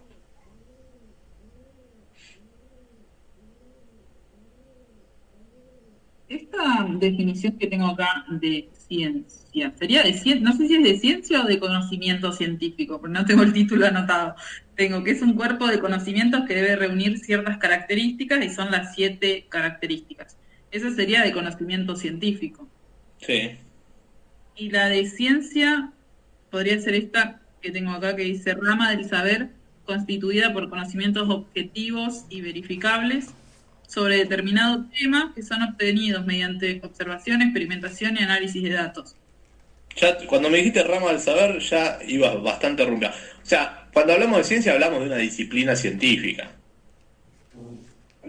Lo englobamos como ciencia, pero decimos, la anatomía es la ciencia que estudia tal, la histología es la ciencia que estudia esto, la geometría es la ciencia que estudia... O sea, son disciplinas. Lo que sí dice conocimientos objetivos. Y una de las características era que los conocimientos no eran objetivos. Bueno, es cierto eso. Si nos ponemos ásperos, la objetividad plena 100% no existe. Pero eso lo saben ahora. Se supone que uno intenta ser lo más objetivo posible. Como cuando hacemos una evaluación oral. La única evaluación objetiva es el multiple choice. ¿Está bien o está mal? Pero en un examen oral hay una subjetividad. Uno intenta no ser subjetivo. Pero nadie te puede garantizar el 100% de objetividad en ninguna instancia donde haya personas involucradas.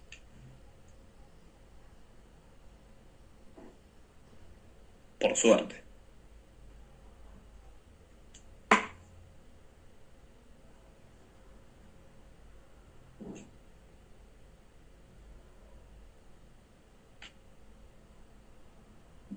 ¿Algo más?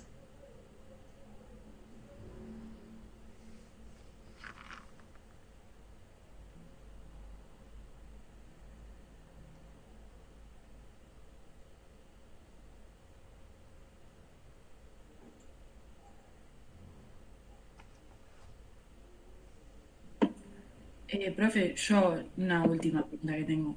Con respecto a ensayo clínico, no sé si ya lo hablaron, yo me tuve que ir. No importa, te puedo volver a preguntar, no tengo problema con eso. tenemos que saber que es experimental, que es prospectivo, longitudinal y saber un poco de las fases y las características, o algo más. Vos me decís, si te preguntan sobre un ensayo clínico, ¿cómo lo describirías? Claro, o sea, ¿qué tengo que priorizar? Decir sí o sí. No, bueno. A ver, yo te puedo dar un orden, después la profundidad con lo que te lo pregunten y el orden en que te lo vayan preguntando va a depender de quién te está evaluando. Sí. Pero si a mí lo primero que tenés que definir de un ensayo clínico es que es un tipo de diseño. Claro. Tipo diseño Bueno, experimental sería. Claro, después vos a partir de ahí te podés agarrar de la clasificación de Botazo y decir, bueno, el ensayo clínico es un tipo de diseño que según Botazo entra dentro de los diseños o de los estudios observacionales con intervención, que hay intervención porque se manipula la variable independiente, que los ensayos, o sea, eso si te preguntan qué quiere decir intervención. Si no, podés ir directamente a decir que los ensayos clínicos se los puede clasificar en ensayos clínicos preventivos, diagnósticos o terapéuticos, que en términos generales, en un ensayo clínico lo que se busca es probar un nuevo tratamiento, un nuevo método diagnóstico o un nuevo medio de prevención, relacionado obviamente a una enfermedad, y compararlo con algo que ya existe. Sí. Ok. Después a partir de ahí te pueden llevar hacia donde quieran.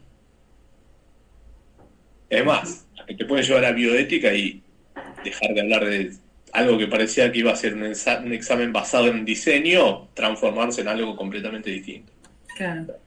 Eso, a ver, ustedes saben, ya a esta altura de partido, saben que los temas están muy interconectados, entonces por ahí empezar hablando de, qué sé yo, de manuscrito y terminar hablando de bioética, o empezar hablando de bioética y terminar hablando de paradigma.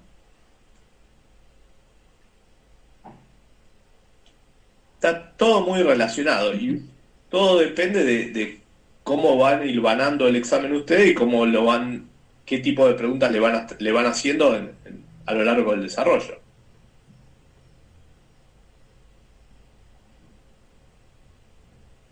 En general tratamos de hacer como un salpicado.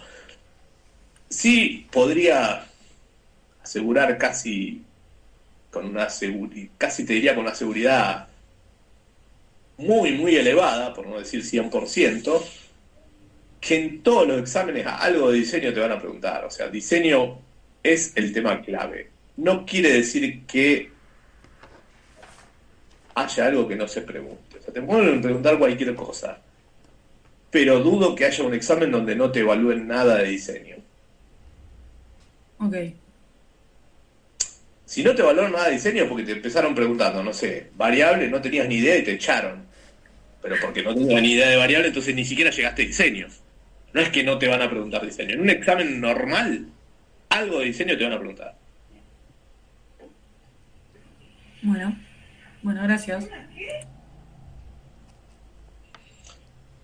Bueno, si no hay otra pregunta, nos veremos mañana a las 10. Yo creo que la última mostración, cualquier cosa. Clase consulta. La última consulta. Después está la de Menollo, me parece, a las 12. Ah, ¿mañana tienen dos? Bueno. Sí. Esa era hoy, No hay mañana también. No tengo idea, porque tenía el transparente a la vista, pero como no tengo luz, estoy como a ciegas. No, ese que vos decís fue la semana pasada. El 11 Claro. de abril. Tengo entendido que Inés daba listo. los martes a las 12 daba durante el cursado, Sí, eran de repaso. pero que para este examen, o sea, las consultas específicas de la mesa eran, ayer la dio Inés, hoy me tocaba, no, ayer no, perdón. Hoy a la mañana. Hoy Hoy a la las 12. mañana lo dio, o sea, me tocaba a la mañana Inés, a la tarde yo, y que mañana yo daba una a la mañana presencial porque es mi horario habitual de comisiones, así que. Y como yo le iba a dar a las 10, le digo, ¿para qué va a dar una a las 12? O sea, damos una a las 10 y ya está. O sea, medio como que no tenía mucho sentido. Por eso ella la pasó a hoy a la mañana, para que haya distintas opciones hoy, uno mañana, uno a la tarde, y mañana una a la mañana. Así que bueno, nos veremos mañana o nos veremos en el examen. O no nos veremos más. Son las 3 opciones posibles. Gracias. Muchas gracias.